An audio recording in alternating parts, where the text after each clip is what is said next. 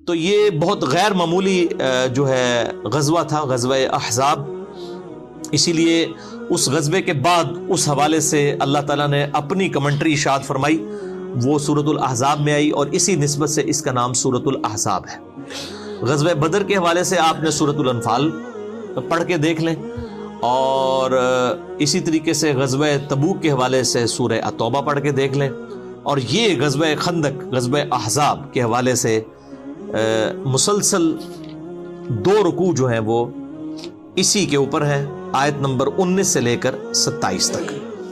تو اس کا پس منظر بھی آپ سمجھ لیں کہ غزوہ احد میں مسلمانوں کی جو 3 ہجری کے اندر واضح جو فتح تھی وہ شکست میں بدل گئی، صرف چند لوگوں کے ڈسپلن لوز کرنے کی وجہ سے، اور اس کی وجہ سے تھوڑا سا کافروں کو حوصلہ پیدا ہو گیا. لیکن نبی صلی اللہ علیہ وآلہ وسلم نے فوراً ہی اس کو اوور کم کر لیا، اور غزوہ احد سے جب واپس جا رہے تھے ابو سفیان اور اس کی پارٹی کے لوگ، اس وقت تک وہ مسلمان نہیں ہوئے تھے، تو آپ صلی اللہ علیہ وآلہ وسلم نے اصحاب رسول کو پیچھا کرنے کے لیے بھی بھیجا تاکہ ان کے اوپر ڈیٹرنس قائم رہے. اب اسی دوران جو مدینے میں یہودیوں کے قبائل آباد تھے، بیسیکلی 3 بڑے قبائل تھے یہودیوں کے. ایک تھا بنو قینقاع جو کہ خیبر کے اندر آباد تھا، اور دوسرا بنو نضیر، نون ضاد یا را، اردو میں نزیر بھی کہہ سکتے ہیں. یہ مدینے کے اندر آباد تھا، لیکن یہ آئے دن جو ہے وہ یعنی مسلمانوں کے خلاف سازشیں کرتے رہتے تھے. تو اس کا جو سردار تھا حیی ابن اخطب، یہ وہی ہے جن کی بیٹی ہیں سیدہ صفیہ رضی اللہ تعالی عنہا وسلام اللہ علیہا، جو ام المؤمنین ہے. تو وہ نبی صلی اللہ علیہ وسلم کی بیوی بعد میں بنی. ان کے اوپر بھی میرا پورا کلپ جو کافروں کے اعتراضات ہیں سیدہ صفیہ کے نکاح کے حوالے سے، وہ آپ لکھیں تو میرا یوٹیوب کے اوپر کلپ بھی کھل جائے گا. تو حیی ابن اخطب جو ہے بنو نزیر کا سردار تھا، یہ آئے دن مسلمانوں کو یعنی آپ کہیں کہ کچھ نہ کچھ انگیج کر کے رکھتے تھے، سازشیں کرتے رہتے تھے. تو آپ صلی اللہ علیہ وآلہ وسلم نے ایز اے لاسٹ ریزارٹ ان کو پہلے تو سمجھایا کہ ایک طرف تم نے جو ہے میثاق مدینہ کیا ہوا ہے، اوپر سے جو ہے تم اندر سے ہی مسلمانوں کی جڑیں کاٹ رہے ہو. الٹیمیٹلی آپ صلی اللہ علیہ وآلہ وسلم نے باقی لوگوں سے، باقی قبیلوں سے جو معاہدے تھے ان کے ساتھ ڈسکشن کرنے کے بعد ان کو جو ہے وہ شہر بدر کر دیا، مدینہ شریف سے نکال دیا. اب یہ بھی جا کے خیبر کے یہودیوں کے ساتھ، بنو قینقاع کے ساتھ جا کے آباد ہو گئے. اور تیسرا قبیلہ جو تھا وہ بنو قریظہ تھا، اور وہ مدینے کے اندر ہی آباد تھا. ان کے ساتھ مسلمانوں کا معاہدہ تھا اور وہ اس معاہدے کی پاسداری بھی کیا کرتے تھے. ان کو مدینے سے نہیں نکالا گیا. بنو نزیر کو نکال دیا گیا. بنو قینقاع جو ہے وہ پہلی خیبر میں آباد تھے. ان کی تو شامت پھر آئی نا 7 ہجری کے اندر غزوہ خیبر میں، اور ان کا بھی سارا اللہ تعالیٰ نے مسلمانوں کو فتح بھی دے دی ان کے اوپر. بہرحال یہ جب باہر چلے گئے، انہوں نے باہر سے سازشیں کرنا شروع کر دی. جو مشرکین عرب کے قبیلے تھے، بنو اسد، بنو غطفان اور دوسرے قبائل کے ساتھ، اور ادھر سے جو ہے وہ ابو سفیان اور ان لوگوں کو خطوط لکھ کے کہ جی ایک بار ہم سب کے سب جمع ہو کے مسلمانوں کو، چونکہ ان کو نظر آ رہا تھا اب یہ نئی ایک پاور لانچ ہو رہی ہے، اور قبائلی سسٹم کے اندر وہ ہر قبیلہ جو اپنی پاور کو قائم رکھنا چاہتا تھا. انہوں نے کہا یہ تو اب ایک اس اتنے ڈائنامک انداز میں پاور لانچ ہو رہی ہے، اور یہاں پہ جو سردار ہے وہ صرف سردار نہیں ہے بلکہ اس کے لیے لوگ جان چھڑکتے ہیں، اس کو پیغمبر مانتے ہیں اللہ کا، سیدنا محمد رسول اللہ صلی اللہ علیہ وآلہ وسلم کو. انہوں نے کہا جی ایک آخری کوشش کرتے ہیں مسلمانوں کا جو ہے نا یہ معاملہ جو ہے ہمیشہ کے لیے ختم کر دیا جائے. تو انہوں نے بنو نزیر نے، بنو نضیر، انہوں نے سازشیں کرنی شروع کر دی مسلمانوں کے خلاف، اور مشرکین عرب کو بھی اکٹھا کر کے، اسی لیے اسے غزوہ احزاب کہا جاتا ہے. اس میں 1 درجن سے زیادہ جو ہے عرب کے قبائل جو ہیں وہ شامل ہوئے مسلمانوں کے خلاف. یا معشر قریش، لئن اختلفنا في الدين فإننا نجتمع على عدو واحد محمد واصحابه. اب ظاہر ہے کہ نبی صلی اللہ علیہ وآلہ وسلم ایک صرف ریلیجس لیڈر نہیں تھے، آپ ایک بہت اچھے پولیٹیشین بھی تھے اور ایک بہت اچھے فوجی جرنیل بھی تھے، اور آپ صلی اللہ علیہ وآلہ وسلم سارے معاملات کو پیرلل میں لے کے چل رہے تھے. آپ کو پتہ چل گیا کہ یہ ساری سازشیں کر رہے ہیں. اما غطفان فعاقدناهم على ان يمدونا ب6,000 مقاتل ونعطيهم كل تمر خيبر لسنة واحدة، فقبلوا منا وقد قلنا فقولوا.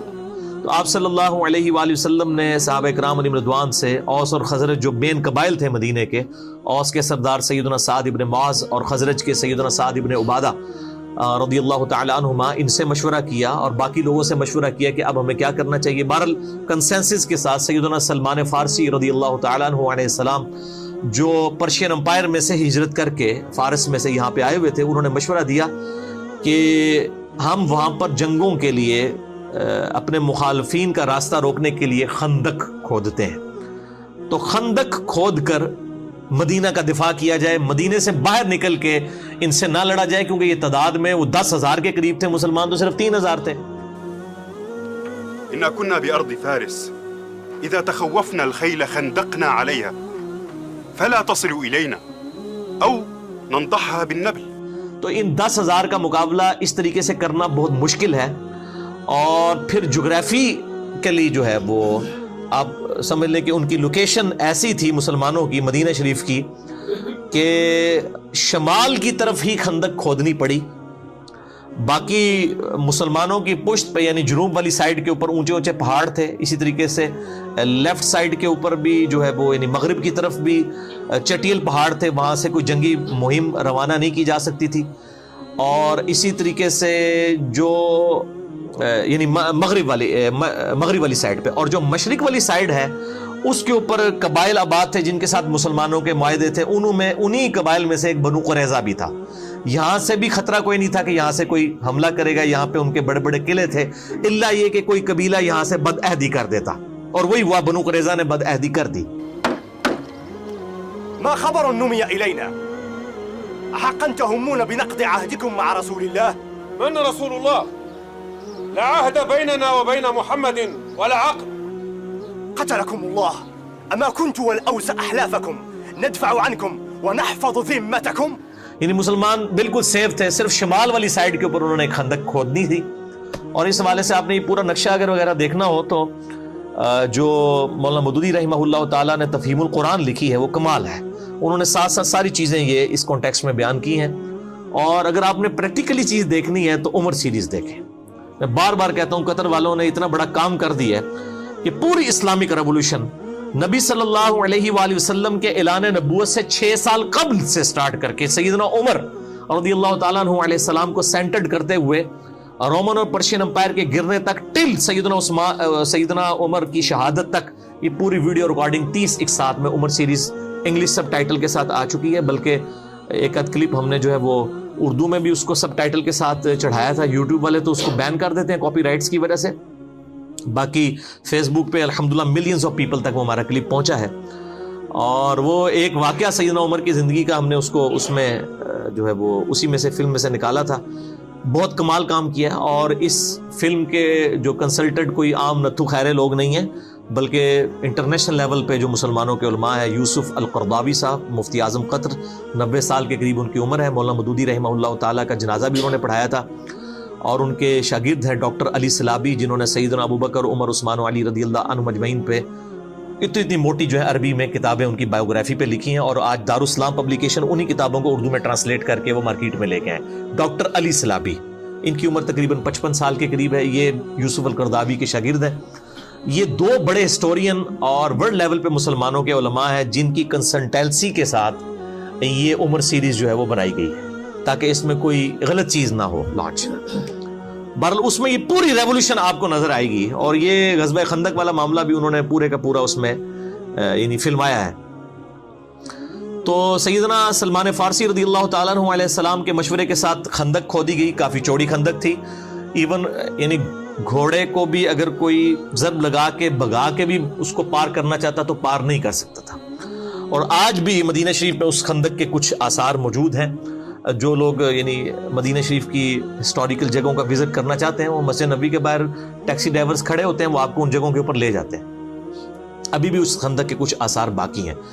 اتنے چٹیل پہاڑوں میں اس زمانے کے اندر خندق کا کھودنا یہ بہت مشکل کام تھا. بہرحال مسلمانوں نے الحمدللہ جو ہے وہ تقریباً 12 سے 15 دن لگا کے یہ خندق کھود لی. اور یہ سائڈ بھی، اور عرب کے لوگوں کو پتہ ہی نہیں تھا کہ یعنی مسلمانوں نے مدینہ شریف کا دفاع کس طریقے سے کیا. ان کے تو ذہن و وہم و گمان میں بھی یہ طریقہ موجود نہیں تھا. وہ تو جب آئے تو ایک دم وہ ششدر رہ گئے کہ اب ان کے ساتھ کیا کریں، اور ان کو مجبوراً باہر ہی پڑاؤ ڈالنا پڑا. اور اب ظاہر ہے کہ اس طرف تو آ نہیں سکتے تھے، وہ اتنی بڑی خندق کو پھلانگے ہی نہیں جا سکتا تھا، خندق کے اندر ہی گریں گے، گر گئے تو اوپر سے ان کو تو صرف پتھر مار کے مارا جا سکتا تھا. تو تقریباً 25 دن تک انہوں نے پڑاؤ کیا، اور سخت سردیاں تھیں، اور پھر آپ کو پتہ ہے سردیاں ہوں ریگستانی علاقے کی تو رات کے وقت تو لگ پتہ جانا ہے جنہوں کے اندر ہے. تو بہرحال اللہ تعالیٰ نے غیبی مدد فرمائی، پھر ٹھنڈی ہوائیں چلی، ان کے خیمے تک اکھڑ گئے سردی کی وجہ سے. وہ 25 دن کے پڑاؤ کے بعد جو ہے وہ وہاں سے چلے گئے، اور اللہ تعالیٰ نے بغیر جنگ کے مسلمانوں کو فتح عطا فرمائی. لیکن یہ اتنی مشکل غزوہ تھا کہ یعنی اللہ تعالیٰ نے اتنے، جس کو کہتے ہیں نا، شدید الفاظ کے ساتھ کسی اور غزوے کا ذکر نہیں کیا جتنا سورۃ الاحزاب میں غزوہ خندق کا ذکر کیا ہے، کہ یہ مسلمانوں کو اللہ تعالیٰ بات ہے ہم نے ہلا کے رکھ دیا، اتنی بڑی آزمائش ان کے اوپر ڈالی.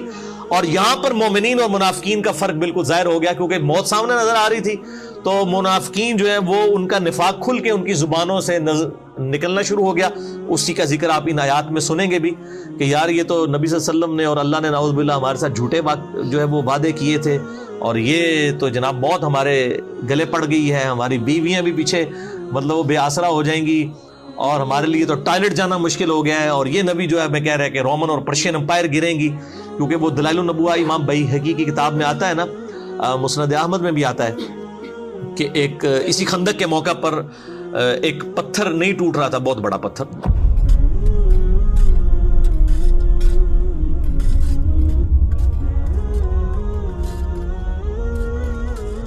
غلظت علي هذه الصخرة فلا يبلغ منها هذا المعول. قد سمعك رسول الله يا سلمان. تو نبی صلی اللہ علیہ وسلم کو آ کے شکایت کی گئی، تو آپ صلی اللہ علیہ وسلم نے اس پہ 3 دفعہ کدال مارا اور وہ ریزہ ریزہ ہو گیا. پہلی دفعہ جب کدال مارا تو آپ صلی اللہ علیہ وآلہ وسلم کے لیے ایک روشنی ظاہر ہوئی، صحابہ نے نہیں وہ دیکھی، یعنی آپ صلی اللہ علیہ وسلم کو ظاہر ہوئی. پھر دوسری دفعہ، تیسری دفعہ، پھر آپ صلی اللہ علیہ وآلہ وسلم نے فرمایا کہ 3 دفعہ روشنی میرے لیے ظاہر ہوئی، ہر دفعہ جو میں نے کدال مارا پہلی دفعہ اللہ تعالیٰ نے مجھے رومن امپائر عطا فرما دی.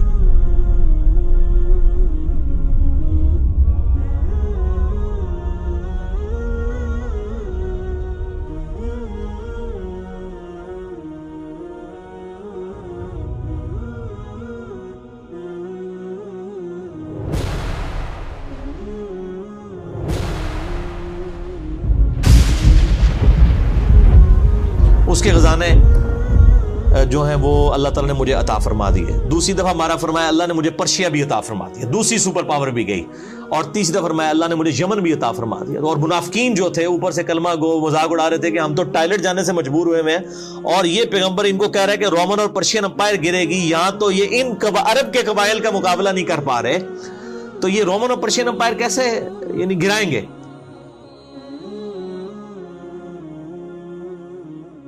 ابشروا واصبروا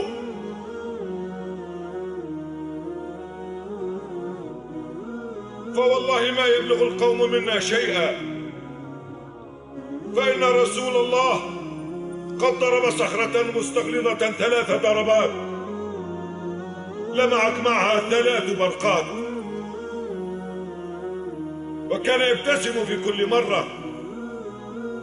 فلما سألناه قال أما الأولى فإن الله فتح علي بها الشام والله إني لأبصر قصورها الحمر إن شاء الله.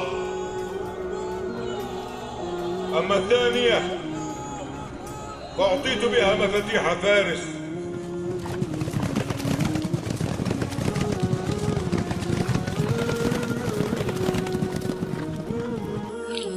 أخيرا الحيرة. اللهم أنجز وعدك ووعد رسولك.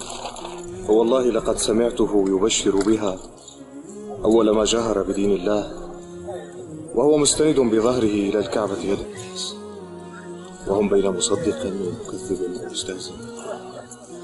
ولم يخطر لي على بال عندئذ أنني سأكون أول من يشهدها وأن الله يرويها. اللهم منك العفو على ما فات مني ولك الحمد على ما أعطيت. والله إني لأبصر قصر المدائن الأبيض. وأما الثالثة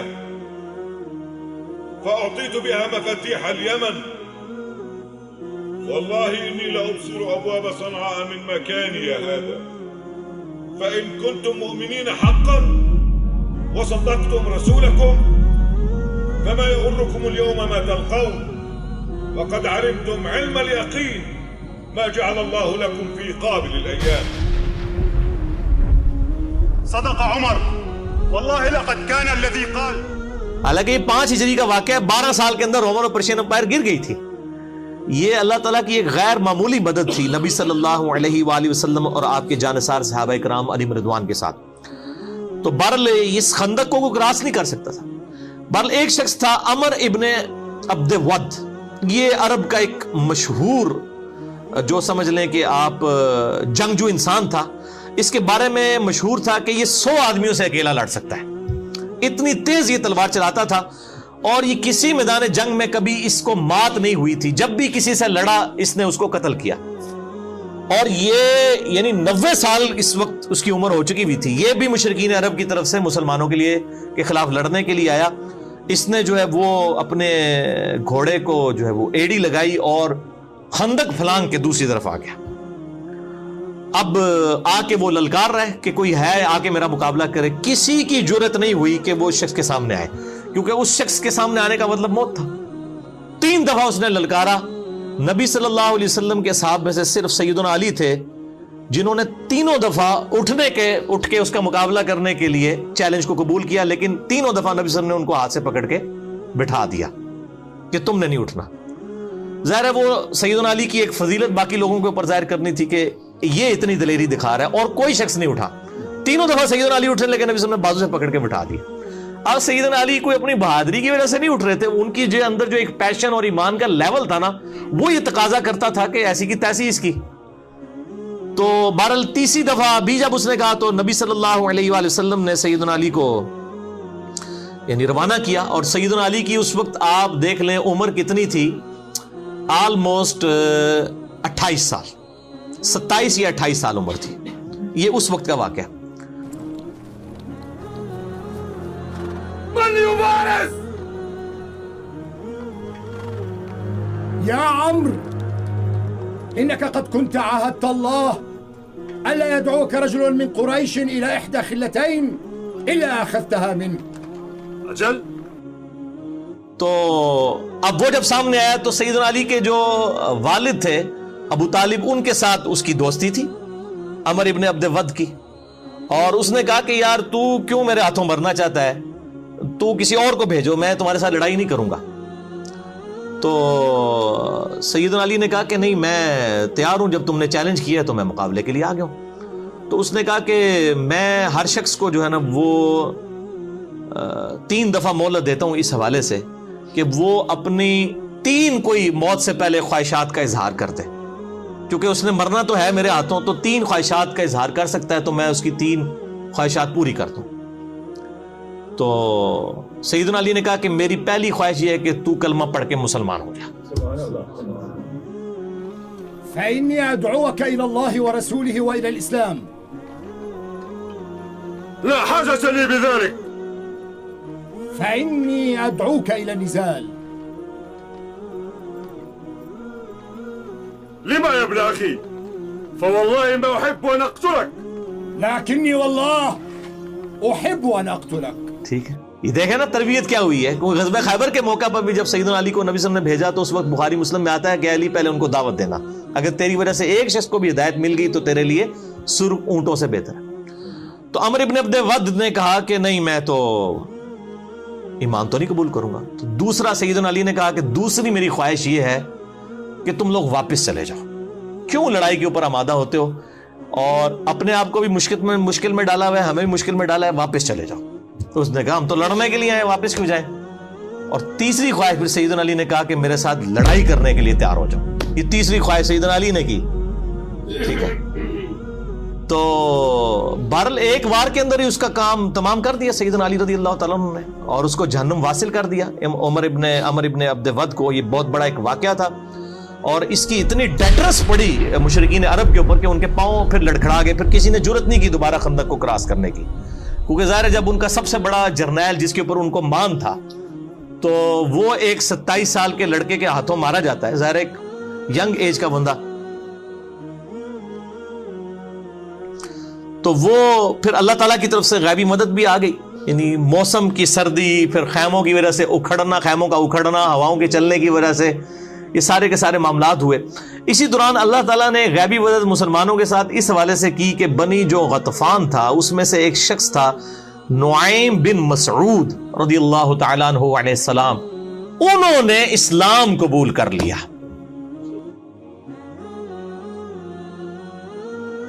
من الرجل؟ نعيم بن مسعود من غطفان. ويلك ما جاء بك وقومك قد صنعوا بنا ما صنعوا. ألست ابن الخطاب؟ خذني إلى رسول الله. كيف قلت؟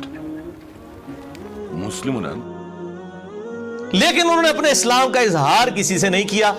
چپ کر کے نبی صلی اللہ علیہ وآلہ وسلم کے خیمے میں آئے اور کہا یا رسول اللہ صلی اللہ علیہ وآلہ وسلم، میں آپ کو اللہ کا پیغمبر مانتا ہوں، آپ میرے ذمہ کوئی کام لگائیں کہ اس جنگ کی صورتحال میں کوئی ایسا کردار ادا کر دوں کہ یہ جنگ ٹل جائے.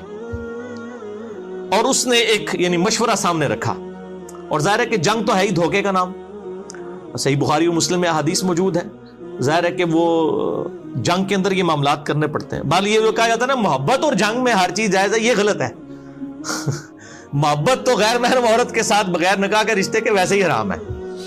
تو محبت تو صرف بیوی کے ساتھ کی جا سکتی ہے، بچوں کے ساتھ، ماں باپ کے ساتھ جو رشتے ہیں. تو جنگ کے اندر البتہ جنگ دھوکے کا نام ہے، اس پہ دھوکہ دیا جا سکتا ہے، لیکن دھوکے میں بھی یعنی کوئی عہد کی خلاف ورزی نہیں کی جا سکتی. وہ مسئلہ نمبر 87 میرا ریکارڈڈ ہے اسلامی ڈیموکریسی کے اوپر اور اسلامی حکومت کو چلانے کے جو 3 بنیادی اصول ہیں اس حوالے سے. تو اب نعیم ابن مسعود رضی اللہ تعالیٰ عنہ نے بال کنسنسس کے ساتھ، ان کا ایک مشورہ تھا، آپ صلی اللہ علیہ وآلہ وسلم نے پسند فرمایا، اور یہ سب کچھ عمر سیریز میں انہوں نے فلمایا ہے اور آپ کو اس زمانے میں پہنچا دیا جی انہوں نے. اور غزوہ خندق میں وہ کس طریقے سے معاملات. بنو قریظہ جو تھے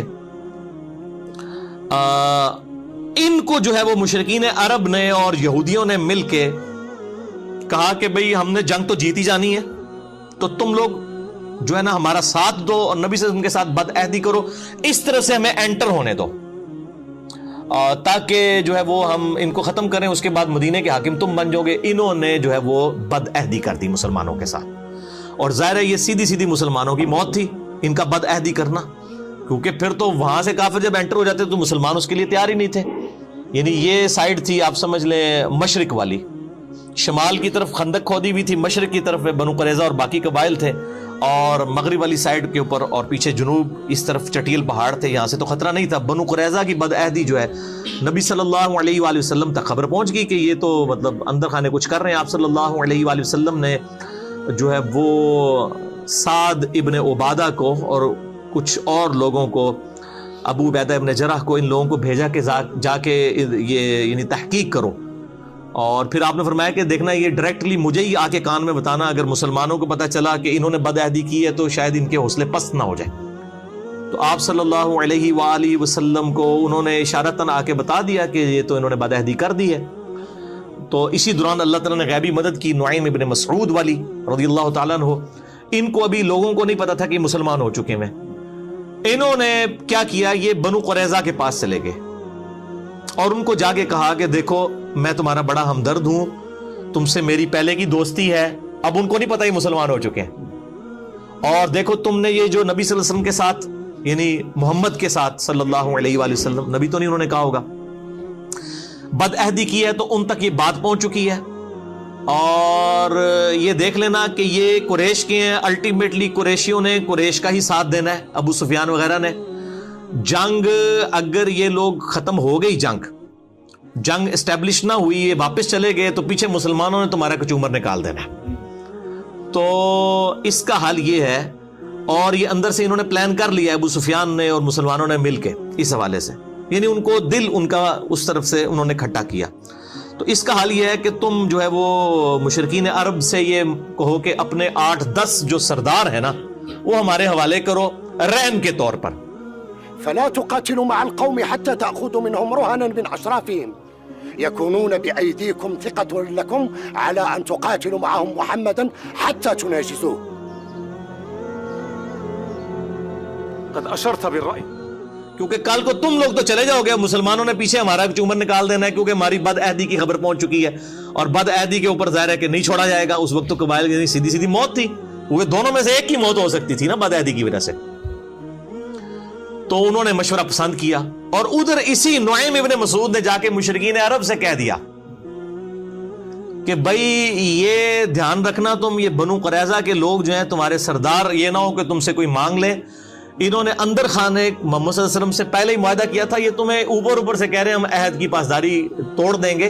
اندر سے یہ نبی صلی اللہ علیہ وسلم کے ساتھ ملے ہوئے ہیں, اور یہ جو ہے گارنٹی کے طور پہ تم سے 8-10 سردار تمہارے مانگیں گے, تاکہ ان سرداروں کو نبی صلی اللہ علیہ وسلم کے حوالے کر کے اپنے اس عہد کی پاسداری کا یقین دلا دیں کہ ہم نے عہد نہیں توڑا.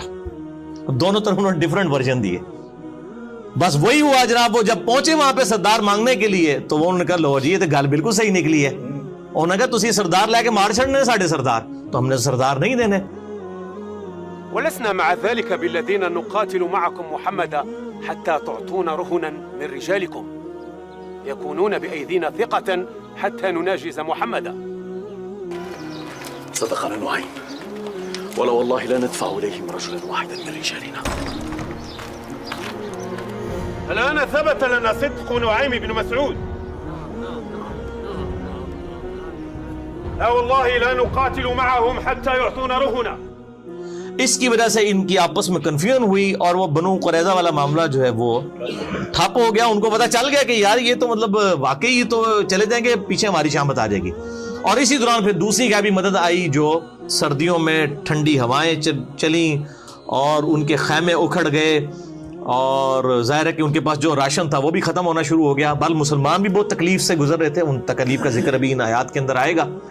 تو آپ حیران ہوں گے کہ مسلمانوں کو کس لیول تک آزمایا گیا. بہرحال الٹیمیٹلی اللہ تعالیٰ نے مسلمانوں کو اس حوالے سے سرخرو کیا. اور بخاری اور مسلم میں حدیث آتی ہے, جب وہ واپس چلے گئے تو نبی صلی اللہ علیہ وسلم اپنی زرہ اتارنے لگے تو سیدنا جبرائیل علیہ السلام آ گئے انسانی شکل میں. انہوں نے کہا یا رسول اللہ وہی تو فرشتوں نے اپنی زرہیں نہیں اتاری ہیں, آپ نے کیوں اپنی زرہ اتار دی ہے؟ بنو قریظہ سے بد عہدی کا بدلہ لینا ہے, کیونکہ وہ تو مسلمانوں کو مروانے لگے تھے, یہودیوں کا قبیلہ.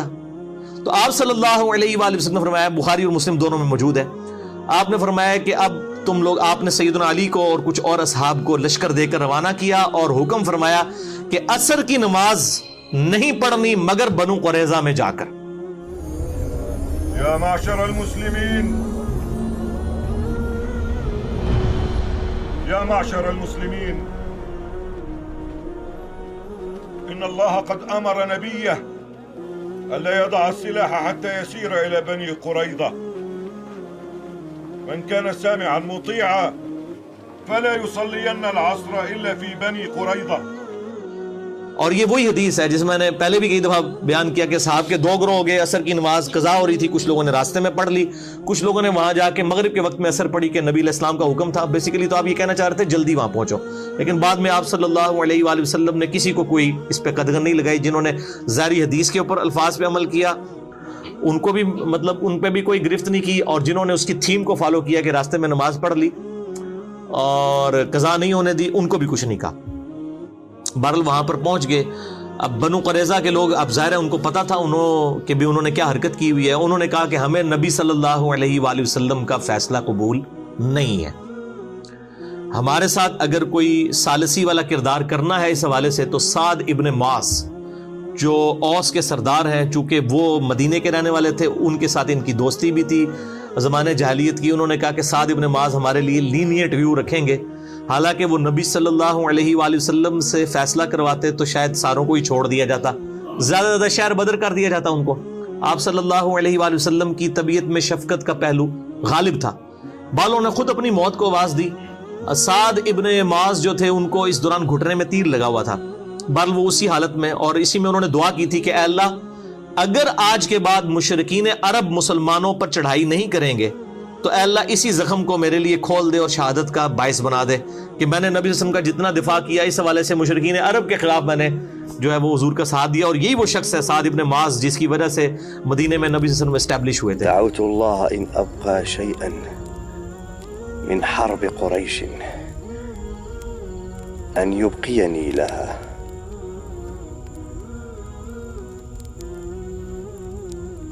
وإن كان الله قد وضعه الحرب بيننا وبينهم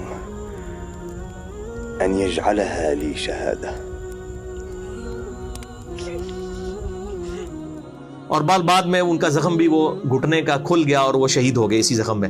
اسی گھٹنے کی تکلیف میں ہی وہ وہاں پر گئے اور انہوں نے پھر کہا کہ تمہیں میرا فیصلہ قبول ہے، تو پھر میرا فیصلہ یہ ہے کہ جو تم میں سے جوان لوگ ہیں اور یعنی مرد، ان سب کو قتل کیا جائے گا بد عہدی کی سزا میں، کیونکہ تورات کے اندر بھی بد عہدی کی سزا یہی لکھی ہوئی ہے. بد عہدی کا مطلب یہ ہے کہ آپ مسلمان قتل ہو جاتے ہیں نا اس کے بدلے میں، تو اب ان کو بھی اس مقابلے میں قتل ہونا چاہیے کہ انہوں نے مسلمانوں کے قتل کے فتوے جاری کر دیے اس حوالے سے کہ بد عہدی کی.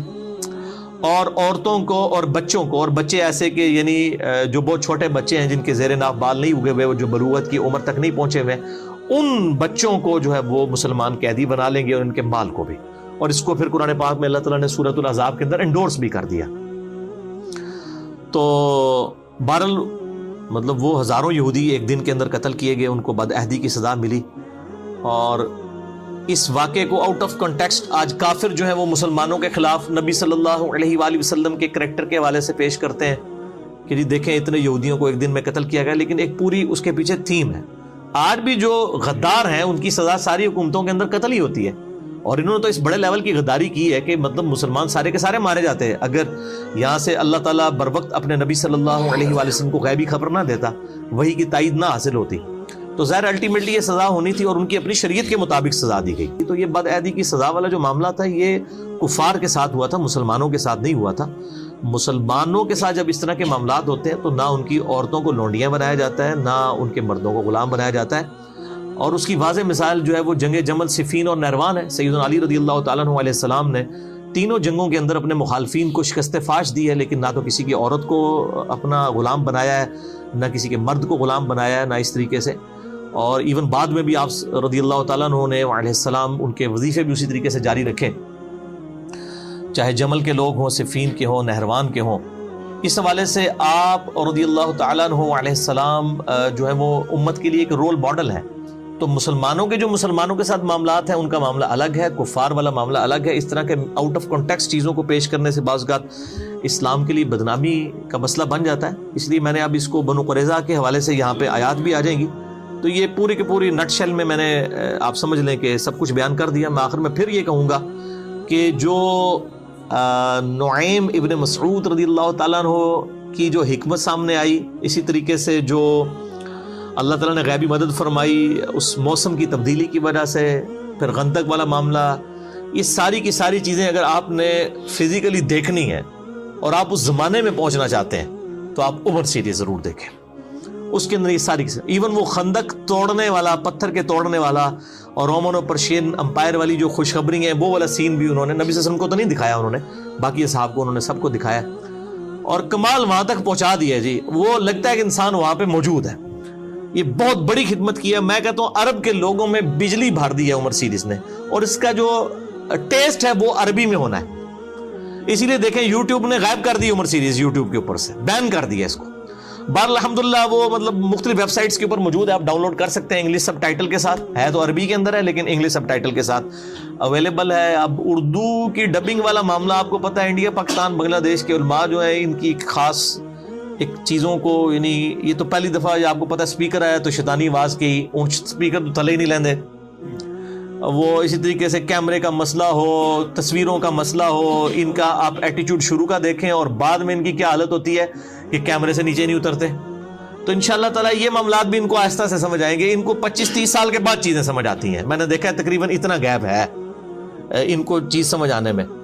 تو بہرحال اس وقت جو لوگ یعنی کئی مطلب لاکھوں کیا کروڑوں مسلمان ہیں جو رات کو اس وقت تک نہیں سوتے جب تک کہ ہالی ووڈ کی کوئی فل فلم نہ دیکھ لیں، تو ہم ان کو ضرور مشورہ دیں گے کہ آپ عمر سیریز تو دیکھیں.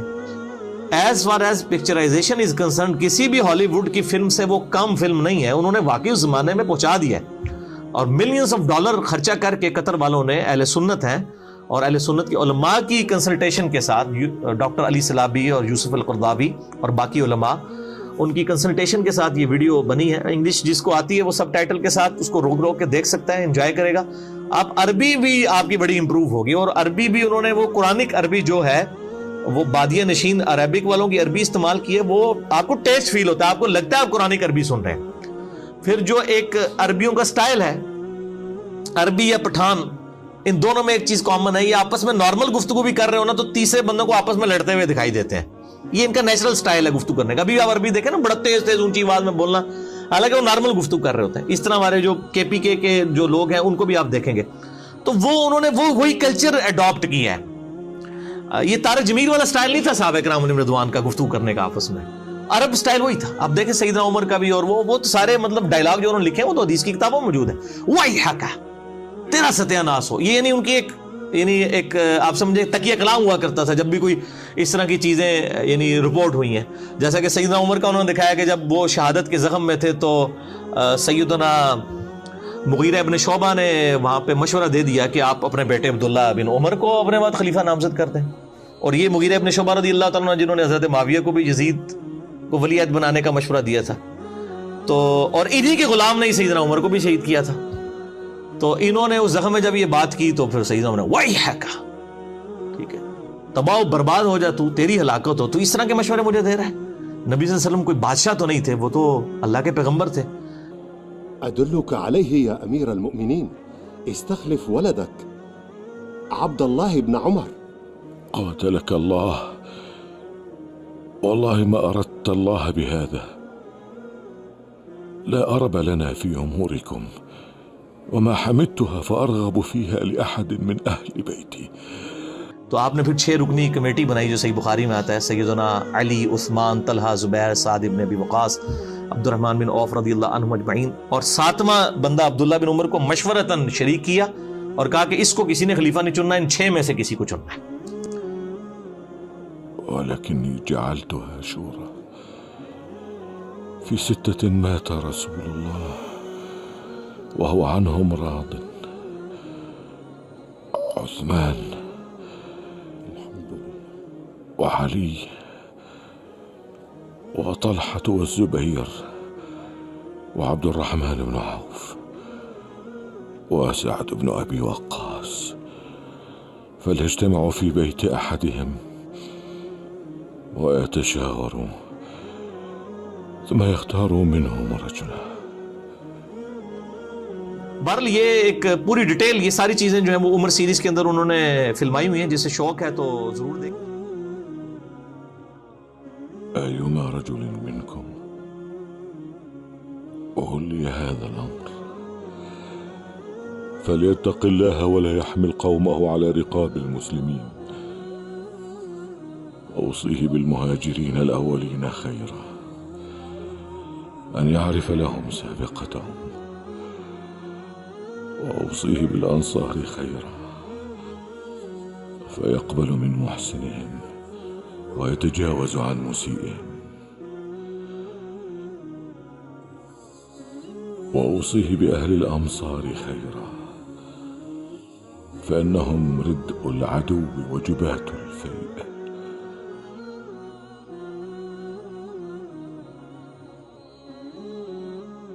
وأوصيه بأهل البادية خيرا فإنهم أصل العرب ومادة الإسلام، وأوصيه بأهل الذمة خيرا أن يقاتل من ورائهم ولا يكلفهم فوق طاقتهم.